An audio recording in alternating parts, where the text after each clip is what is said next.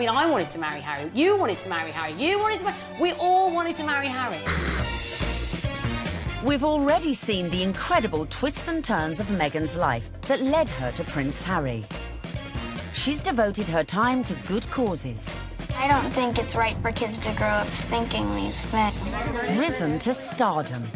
When she landed the role in Suits, Meghan became a legitimate, bona fide celebrity. And mix with the London set. She was sitting in the royal box, pretty much. She's like an arm's throw away from Pippa Middleton. We've charted the incredible journey that took her from the streets of LA... I'm a California girl, born and raised. ...all the way to the doors of Kensington Palace. It really has just been a fairy tale, hasn't it? She's won the heart of her prince... Harry, when did you know she was the one? Very first time we met. ...and got that ring on her finger. It was a true marriage of Hollywood royalty with British royalty. But it's still a long walk to the altar. And until she sails down that aisle, nothing is guaranteed. She verged on the political. The royals don't do that. All sorts of problems were coming Meghan's way. From disapproving family members... If you are interested in helping those less fortunate than yourself, it really should begin at home. ...to fallout over the invite list. Have you got an invite to the royal wedding? Have I? Yeah. Not that I know. So how did Meghan take on her critics and ensure the path of love ran smoothly? She does what any of us would do.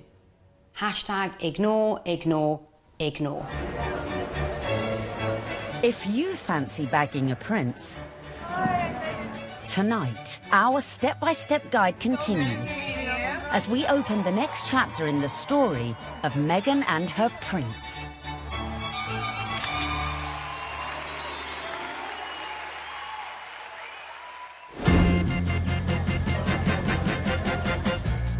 Meghan and Harry were united in their passion for change.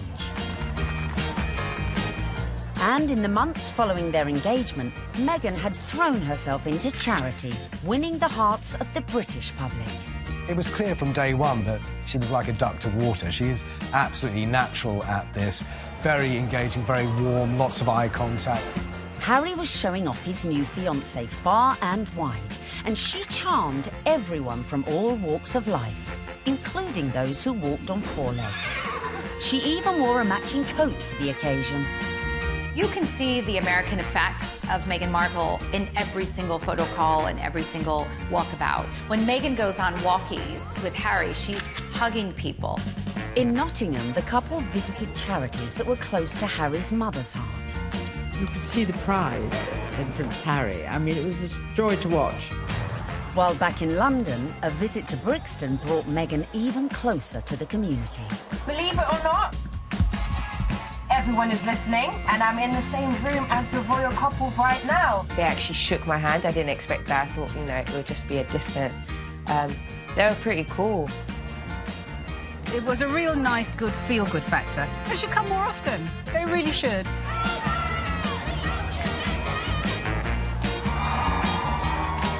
Slowly but surely, the British public was falling in love with our Meg. But would this be the case with the in-laws? The next step in Meghan's journey would be getting to know the firm. And the hotly debated topic of her background was never far from the fore. You be Harry, and I'm gonna be the, Queen Elizabeth, since I got this on, right? And you telling me about your girlfriend, okay? Hello, Harry. Grandmother, I met this beautiful woman, and she just happens to be mixed race. Step 6 in our guide to bagging a prince is charming the in-laws.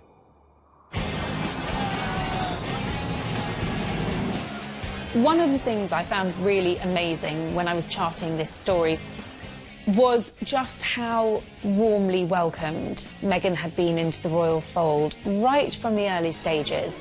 The early meetings with William and Kate, and Charles and Camilla, they were very welcoming. And actually, the speed at which Meghan was introduced to the Queen was very surprising. When I looked back at Harry's relationship with Chelsea, it was several years before Chelsea was introduced to the Queen. Cressida, who dated Harry for 2 years, was never introduced to the Queen, but within a matter of mere months of dating her, Harry had Meghan meet the Queen. She's an incredible woman. And the corgis took to you straight away. That's true. In fact, Queenie was so impressed that mere weeks after the couple's engagement, she took the unprecedented move of inviting Meghan to spend Christmas in Norfolk at Sandringham, giving Meg the opportunity for a serious charm offensive. It was a tremendous break with convention that the Queen invited Meghan, who was, after all, just a fiancée, to Sandringham, because normally it's just the wives and the husbands of members of the royal family who are allowed that. I was told that the Queen's feeling was this. She's preparing to give everything up for her grandson. Her career, her identity, her nationality, her home in Toronto, everything to be with Harry. And the Queen's feeling was the very least we can do is to make her feel welcome at Christmas. It does show that the Queen is walking in step with the change of the guard at Buckingham Palace. This would have been a far different Christmas to the one Meghan spent in LA the previous year, with the historic 20,000-acre estate playing host to all sorts of little family quirks that would prove a challenge to any outsider. Well, Meghan would have had to get her head around quite a few royal family traditions. They open their presents on Christmas Eve. The presents that they exchange aren't what you'd really expect for members of the royal family. They tend to share really jokey presents with one another. In America, you know, things will come beautifully wrapped and be quite extravagant. And this is the other end of the sphere. You're admired if you find somebody's given you an unusual spoon to stir cakes in or an unusual thing to keep your corgis in. Meghan would have to embrace all these funny little customs, and clearly she did. After spending the night in her unfamiliar surroundings, the bride-in-training faced her public in that most royal of festive traditions. The post-service walkabout at St Mary Magdalene Church. Well, the Sandringham church photo is the timeline through history. You have a snapshot every year of those people closest to the throne. Now, often you're looking at a picture of a child who was barely able to walk perhaps a year ago, and suddenly they come out of the church. That image will change. In a few years' time, you'll have those couples and their children will be going to church. In a few more years' time, and you may not have the older generation. This year, of course, was Meghan's year. The presence of the royal fiancé drew crowds that were even bigger than usual. The world's media was also out in force, but it was a member of the public who would snap the photo that cemented just how much Meghan was in with the younger royal crowd. Unfortunately for all the photographers on the ground, they just didn't quite seem to get a clear shot, and in the end it came down to a member of the public, a lady called Karen Anvil. It was like a Mexican wave of cheers, so you knew they were coming. The photographers at the other end, and they just happened to look over. And I took one photo, that's the thing. I took one photo and it was, yeah, the right one. When we saw that shot, it was an absolute no-brainer that it was going to be our cover shot, because it was the only one that had captured that moment, the four of them together. And, you know, it symbolised quite a lot in terms of the royal family and where they're going in future. So, yeah, I mean, we were delighted to use it on the cover. And just like that, the Fab Four were born. Clearly, Meghan was well and truly fitting into the royal club. Just like the Queen, it seems the rest of the family were equally charmed by Harry's beau from across the pond. Another tick for Meghan. William was longing to meet her, and so was Catherine. And Catherine's been absolutely wonderful, amazing, as is William as well. You know, fantastic support. And then my father as well. We had a handful of teas and meetings, and my grandparents as well have been have been wonderful throughout this whole process. She found herself a true fan in the Duke of Edinburgh, and he was apparently hugely impressed with how well-read Meghan was. Meghan was now in with the in-laws. But coming up, events were to turn increasingly tricky. Dealing with critics from near... I think she's trouble. Because of her background, I thought that she could, not would, but that she could be trouble. And far. I think the very fact that Samantha wanted to do a book called The Diary of Princess Pushy's Sister implies that maybe she was not over fond of her younger half-sister.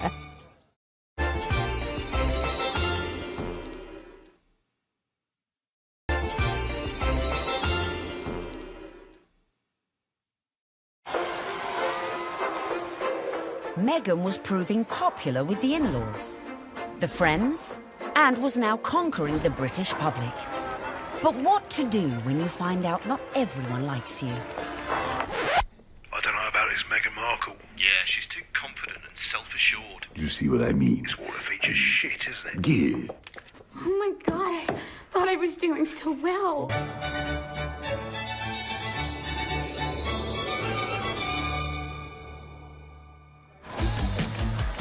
When the news that Prince Harry was dating an American actress first came out, I think that the reaction amongst the British public especially was equal parts excited and disapproving, because she's not British. From the very moment Harry and Meghan's relationship had broken in 2016, much of the press inevitably had gone raking through Meghan's past. They made it sound as though she had grown up in like the slums of LA, like riddled with like gangsters and drugs.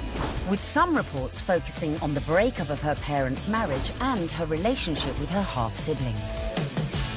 Time is 7 minutes Harry past didn't help today's matters when he went on to guest edit BBC Radio 4's Today programme. It started well. Morning. Very good to see you. He got some of his mates on the show, like this guy. Okay. But do I need a British accent? But if you start using long pauses between the answers, you're probably going to get it's the face. Let me see the face. Oh, okay. But during the course of the programme, Harry answered one question about Meghan. It was your future wife's first Christmas with the in-laws. Mm-hmm. How was it? She really enjoyed it. The family loved having her there, and it's the family that I suppose she's never had. It's the family that I suppose she's never had. But Harry's comments did not go down well with one member of his future wife's family. Meghan's half-sister Samantha was very cross with what Harry said on the Today programme about the family not being close or a normal family. Samantha tweeted that that was really not the case, and she defended their family as a normal family, a close family, a loving family, and didn't understand what Harry was talking about. And that wasn't the last we'd hear of Samantha, who went on to threaten publication of a tell-all book called Diary of Princess Pushy's Sister. I think the very fact that Samantha wanted to do a book called The Diary of Princess Pushy's Sister implies that maybe she was not over fond of her younger half-sister and maybe is a little conflicted about Meghan's success. There's no bigger media vulture with this wedding than you, is there, Miss Markle? I mean, how you have the gall to come on here and talk about media vultures? You're doing a book called The Diary of Princess Pushy's Sister.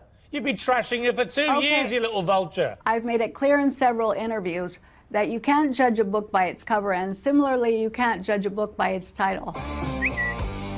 Samantha also criticised Meghan's charity work. If you are interested in helping those less fortunate than yourself, it really should begin at home. Could all this bad publicity derail the wedding? And just how should Meghan respond to this particularly barbed attack? The temptation must have been huge for Meghan to have responded to the critics, who were, of course, her family members. She kept a dignified silence. I mean, you've got to feel for Meghan. What would you do if your family were being an absolute nightmare? It is seriously embarrassing. So she does what any of us would do. Hashtag ignore, ignore, ignore. But would Meghan be able to keep her composure in the face of her next critic? A certain ex-Tory MP, a die-hard royalist, who voiced her doubts about Meghan, not in private, but in the most public setting possible, the celebrity Big Brother house. OK, let's take a vote. I think she's trouble. How long do you think she's going to be? 5 years, 10 years, 20 years? Why do you think she's trouble, Anne? Background, attitude, I worry. She's older than him? She's been married before? Yes. I add it all up and I'm uneasy. But there we go. Quite frankly, I was shocked when Anne Widdecombe said that what she said. I mean, I've always thought that she was a sensible woman. She seems to be jumping to conclusions without looking at any evidence. The ex-minister's comments sent the Twitter sphere into meltdown. When I was on Big Brother, I was called every ick and every ist going. I was homophobic, xenophobic, racist, sexist, misogynist. Nothing I said could have been remotely construed as racist by any sensible observer. I mean, all I said was I thought that because of her background, and I was thinking of freewheeling Hollywood background, you know, former marriage, all the rest of it, that because of her background, I thought that she could, not would, but that she could be trouble. She had, I think, the older generation's view of this is an outsider, a foreigner coming into a very British organisation, almost, you could say. How is that going to work? The thing that all of us have to do is adapt. We're in the here and now. Embrace. But one woman who was not prepared to embrace was Jo Marnie, girlfriend of then UKIP leader Henry Bolton, who sent a series of racist texts. Even then, Meghan kept quiet. The royals' mantra is often put up, shut up. You can't be seen to always answer back. You do have to put up at points. So actually her approach, maintaining that dignified silence, not justifying or even giving any credence to these claims, some of which were really quite unpleasant, well, it was a very royal approach to things. Look, Meghan is showing the makings of a true princess.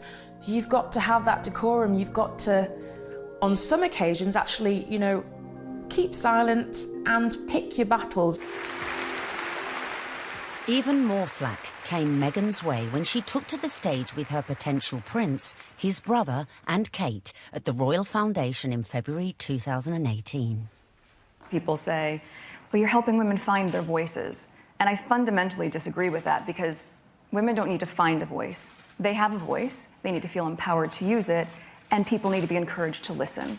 And I think there is no better time than to really continue to shine a light on women feeling empowered and people really helping to support them. She verged on the political when she was talking about women's empowerment, and it was all a bit Me Too-ish.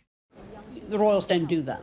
And indeed, the day that the royals start engaging in political causes is the day you get a lot of controversy. There is a very good reason why the royals stay off politics, and it's to avoid precisely that.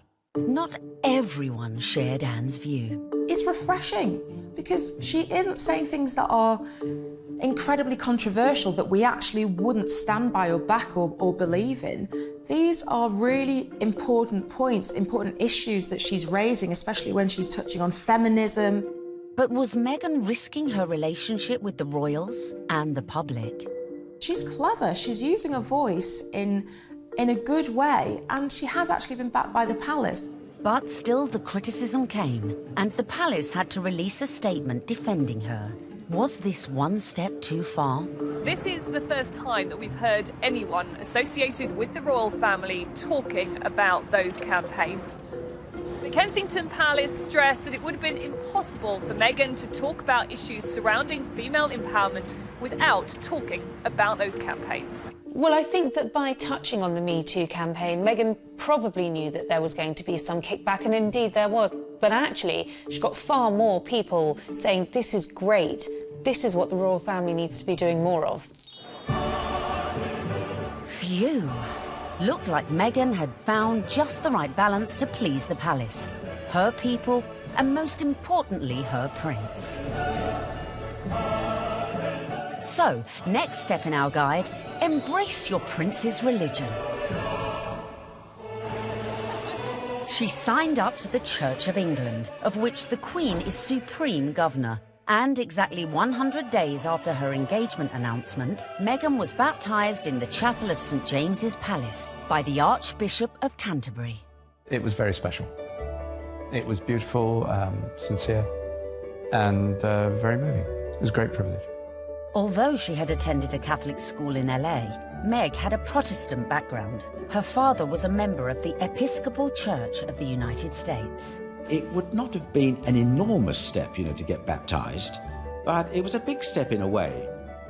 But I think out of deference to the Queen and to her very strong faith, it sort of tidied things up, and it augurs well for the future because she will have to attend many, services in Church of England cathedrals. Coming up, Meghan's headed ever nearer to that chapel of love, but the journey would become increasingly problematic. With a guest list to organise... Have you got an invite to the royal wedding? Have I? Yeah. Not that I know. And dramas coming thick and fast from her very own family. All of a sudden, his health isn't good, and he can't come to the wedding. Dun, dun, dun!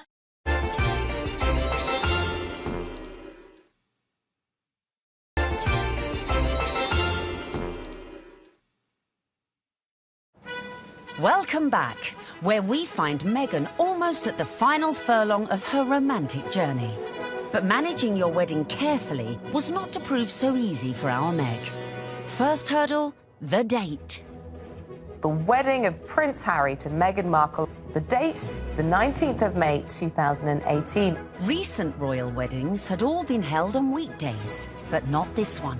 I think that they thought, we want people to enjoy this, so why not do it on a Saturday? And if you think about most weddings that you and I go to, they're at the weekend. So why wouldn't you follow suit? But there was one reason to avoid that Saturday. It had already been announced as the date of the FA Cup final. As president of the Football Association, Harry's brother Prince William was expected to take his usual place in the royal box at Wembley. And millions more were looking forward to watching the game on TV. I think my wife will probably want to see the royal wedding. So what I'll probably do, I'll probably leave her on her own, maybe with some of her friends.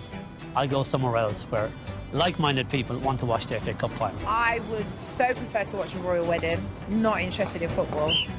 Harry and Meghan solved the problem for TV viewers. They announced that their ceremony would begin at noon, several hours earlier than kick-off time. But Wills decided to avoid the fixture clash altogether, scrapping his Wembley appointment to concentrate fully on his little brother's wedding. Next hurdle, the tricky protocol of who to invite to a royal wedding. Have you got an invite to the royal wedding? Have I? Yeah. Not that I know. Would you like to go? I want them to be happy. I really want them to be happy. They look like a lovely couple. Meghan Markle did say you were a divisive misogynist. Well, I still hope they're happy. It was a source of quite a lot of amusement for comedians in the US who like to take every opportunity they can to poke fun at him. So Donald Trump is mad because Prince Harry didn't invite him to the wedding, to the royal wedding over there in England. I don't even know why. I don't know why you mad. You shouldn't even be surprised, Donald. Don't nobody like you. The apparent decision to snub the US president may have been a source of jokes for comedians. But according to some sections of the media, it was also a potential embarrassment for the Queen. Could this dash all Meghan's good work? Especially in light of reports that the couple had invited Trump's predecessor, Barack Obama, a friend to them both. But as Harry and Meghan's wedding was a non-state event, that meant the couple could pretty much invite whoever they wanted. This is not a state occasion, this wedding. He can invite his friends and Meghan's friends. He doesn't have to invite Trump. It's as simple as that. So the date was set, the invites were out, the corgis were brushed, and all was looking rosy for the big day, and for Meghan to finally become Mrs. Prince Harry. Until... That week lead up to the wedding was like watching an episode of EastEnders. It was an extraordinary week, completely overshadowed by the debacle over Mr. Markle.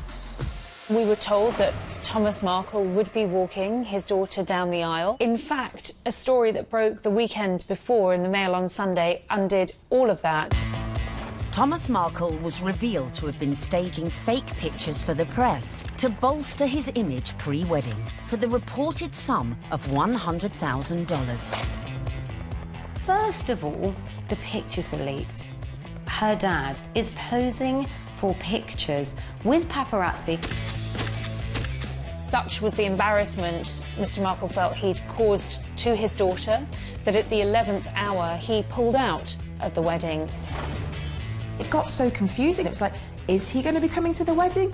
Isn't he? Meghan, I was told, was utterly heartbroken. She said that she forgave him for the photographs and she wanted him there to walk her down the aisle on the big day, and he agreed that he would do it.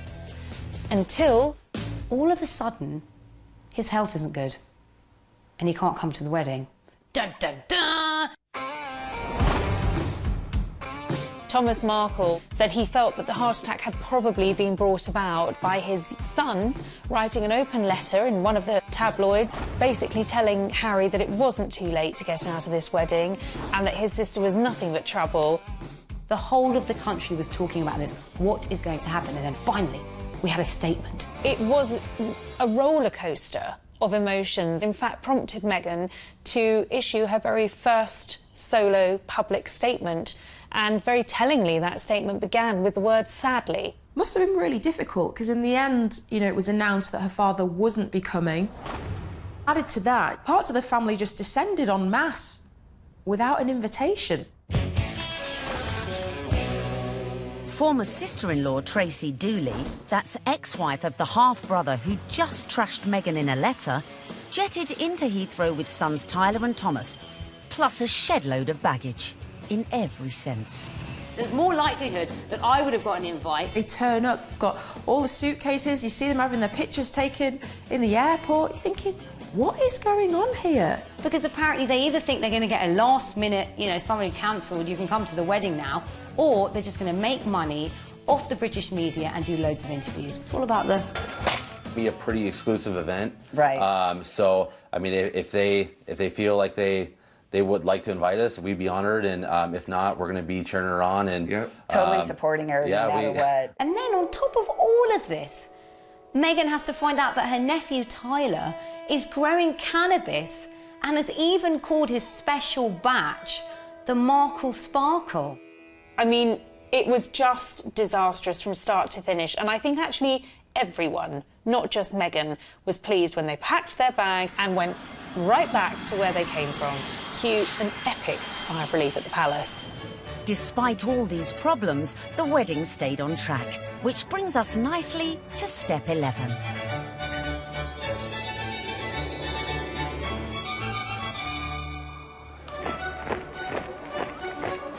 Finally, on the 19th of May 2018, less than 2 years after Harry and Meghan's very first date in Soho House, the day we'd all been waiting for. The world tuned in for the fairy tale wedding of the century. Let's face it, if you're marrying a prince, you may as well pull out all the stops. Meghan and Harry really did have the ultimate fairy tale wedding. You know, they didn't choose St. Paul's Cathedral, where, of course, we saw Charles and Diana wed. They didn't choose Westminster Abbey, like William and Kate. They chose Windsor, which is a lot smaller and feels a lot more private. I was there at the wedding on the day, and Windsor felt like literally a fairy tale come to life. Everything was magical. And as the 600 guests drifted in, it was a veritable who's who of the world's A-listers, from music, film, and sport. I think this was the very first really modern royal wedding that we've ever seen, and it was a true marriage of Hollywood royalty with British royalty. Oprah Winfrey, Idris Elba, George Clooney and Amal, and the cast of Suits. You had Hollywood stars mingling with British aristocracy. It was extraordinary to see.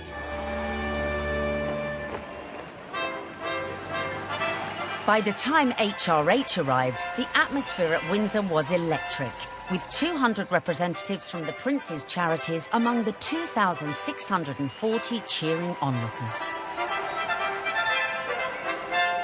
Meghan's bridesmaids and page boys included Princess Charlotte and Prince George, plus the children of some of her closest friends. Sporting the uniform of the Blues and Royals, the regiment Harry served in the army, the groom arrived with a familiar-looking best man.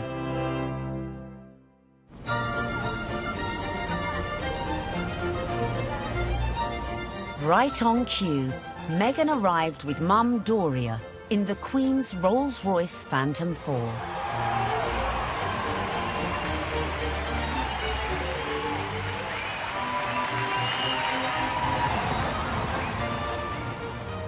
The wedding was phenomenal. The wedding was amazing. I mean, we all wanted to see what she was wearing. And we weren't disappointed when Meghan stepped out in a Givenchy dress with a veil featuring flora and fauna from 53 Commonwealth countries. Topped off with her something borrowed from the Queen, Queen Mary's diamond bandeau tiara.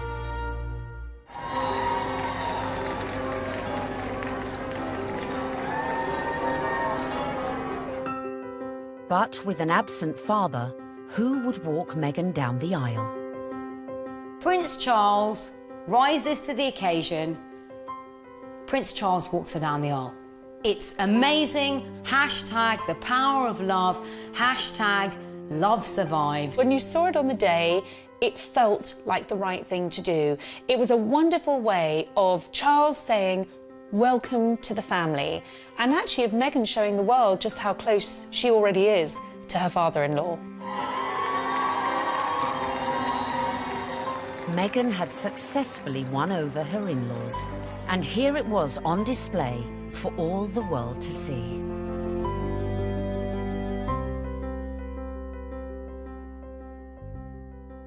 It was lovely. It was really lovely. It felt positive, and yeah, you couldn't help but smile watching it. When the night has come. So, not only had Meghan married a prince, but she had ensured that their wedding would be one that the British public would never forget. And neither would the 60 million who tuned in from around the globe. No, I won't be afraid. It wasn't your typical royal wedding. We had been told by courtiers to expect some surprises, but I don't think anyone expected quite what we saw. Listening to that incredible gospel choir, which was a beautiful touch and a wonderful nod to Meghan's dual heritage. Stand by me. Stand by me. Inside, you've got the gospel choir, you know, raising the roof with the music. You've got the Reverend Michael Curry.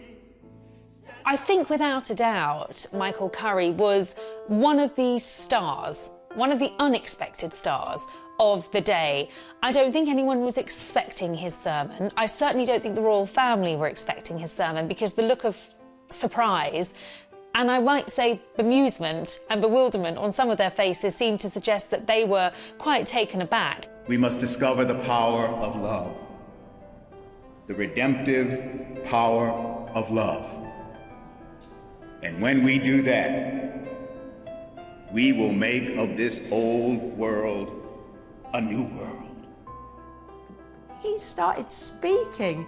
He just had everybody on the edge of their seats, whether you were there or you were watching it on the television. The room felt alive. I don't think St George's Chapel has ever heard such an effusive address, or heard Martin Luther King quoted in that way. There's power in love. Don't underestimate it. Don't even over-sentimentalize it. There's power. Power in love. You know, there is power in love, and if we hadn't heard it once, it was drilled into us, so we knew that by the end of his sermon. Oh, there's power.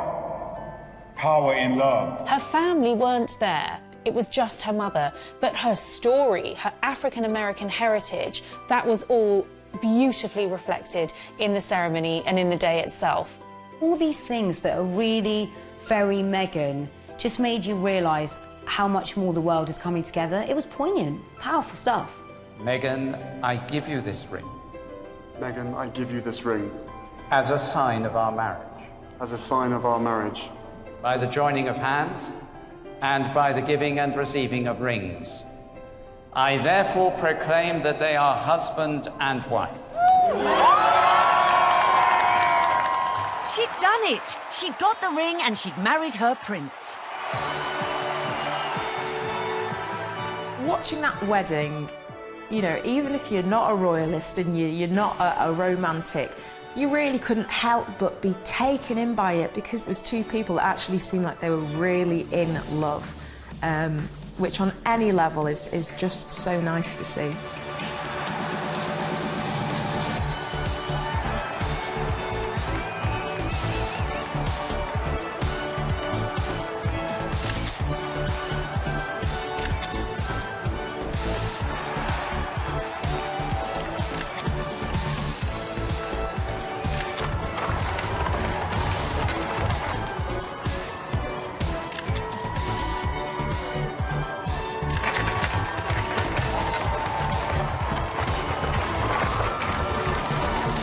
But the party was only just getting started.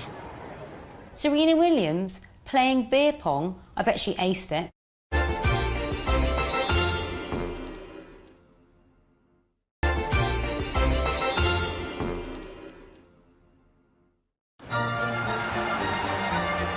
Meghan had gone from actress to duchess. And our penultimate tip, really for those who've gone and bagged their prince, is celebrate with the best ever party. Immediately after the wedding, the couple had all 600 guests back to St George's Hall for a wedding breakfast, which was hosted by Her Majesty the Queen. But the real golden ticket to that event was the private evening party, which was hosted at Frogmore that evening by Prince Charles.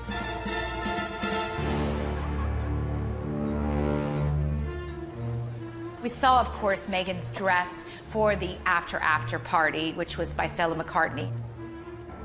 She looked glamorous. Harry looked like James Bond walking out of the palace to get into their vintage Jaguar. This was a very modern, sexy, gorgeous couple. We saw the couple speed away in that beautiful blue E-Type Jaguar. Meghan resplendent, it has to be said. Harry looking more James Bond than Prince Harry.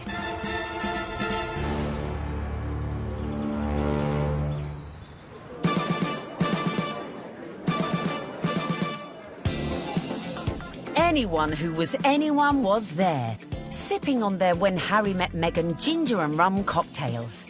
George and Amal, Serena Williams, James Corden and Idris Elba, who turned DJ for the night and span a few tunes.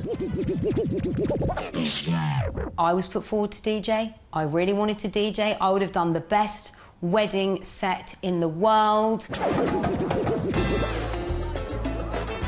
It must have been incredible. Everyone's probably a bit more relaxed, you know, a bit more loose, getting on the cocktails, having a chill.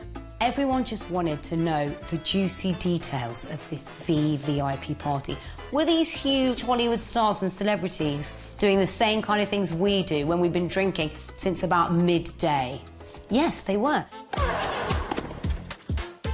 Some wonderful tales of Serena Williams beating everyone hands down at beer pong, a drinking game that apparently Meghan and Harry loved.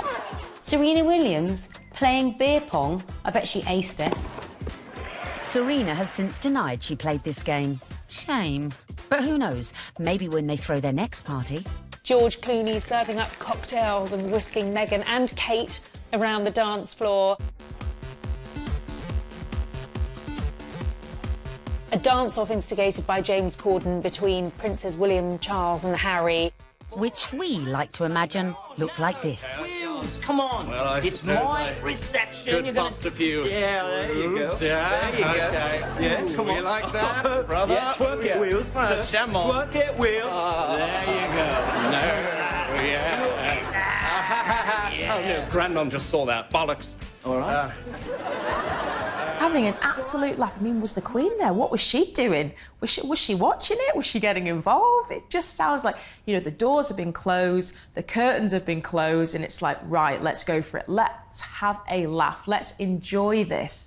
I think it was just a fantastic night where the couple were able to really do things their way, from serving dirty burgers at midnight out of posh burger stalls in the grounds of Frogmore to handing out monogrammed slippers so that their guests in those 6-inch Louboutins or whatever they were wearing could actually rest their weary feet come the end of the night. And if you want to ensure you throw the best party ever, be like Meghan and make sure your guests leave their phones at the door so you can let your hair down without any sneaky snappers. You don't want a repeat of the dramas of a previous royal wedding. 10 years earlier, the same venue had hosted the wedding reception of Harry's cousin, Peter Phillips, and his wife, Autumn Kelly, who provoked a scandal when, unbeknownst to most of the guests, they sold photos of the private bash to Hello magazine for £500,000. Generally, what happens in the private do's stays in the private do's. There are no cameras there, or none of our cameras are there. So what happened with Peter and Autumn's wedding is controversial and unusual. The junior royals host a wedding ceremony, which is where they're supposed to be the private situation, the most private the royals are ever in, inside their own home, for goodness sake. And they thought this was just photographers at a wedding and happily posed and grinned away. And then we're quite amazed in a couple of weeks afterwards to see 59 pages of a Hello supplement dedicated entirely to things that they thought were private family shots. I think it went down like a lead balloon with many members of the royal family. Luckily, Harry and Meghan's wedding reception went off without a hitch, but with a bang. One of my favorite details about the whole thing is that Harry and Meghan snuck away at the after party. They went off to be together. And I think that speaks a lot about this couple. They are, above everything else, madly, genuinely in love with each other. Which leads us beautifully into the final step of our Bag of Prince guide. Live happily ever after. What will we see next? I think we will see them both just dive into work. I think there's a feeling about the two of them that they don't want to hang around. They want to get involved with their charities. She seems to be a woman with a mission, and I don't think it'll be long before we hear exactly where she's going to focus her energy. But of course, this is a couple who also are desperate to start a family, and I think it won't be too long before we hear the patter of tiny royal feet. I think that's definitely high up on the agenda.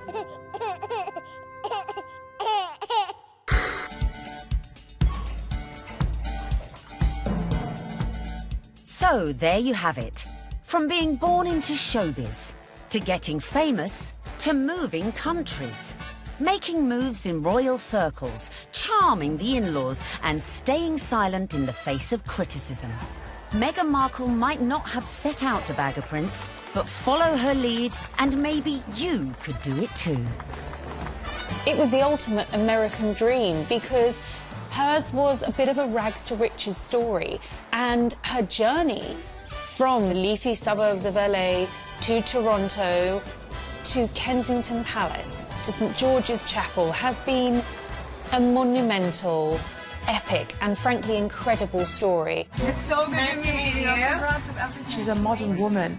This is how we all live, you know, from mixed race families, you know, interracial marriages, coming from different countries. That is what society is about now. The fact that she's unusual for the royal family, I think the fact that she comes from a different country, a different background, it's just a plus. She is very much a breath of fresh air. She's incredibly focused. She's incredibly driven. Women don't need to find a voice. They have a voice. They need to feel empowered to use it, and people need to be encouraged to listen. She's got the biggest platform, she's got huge ideas, and she is changing the game in a very cool way.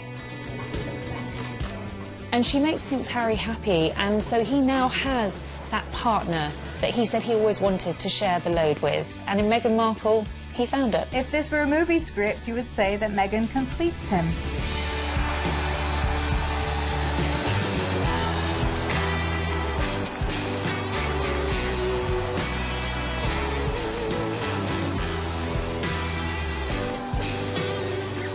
It's an incredible rags to riches story. It's amazing. I'm so jealous.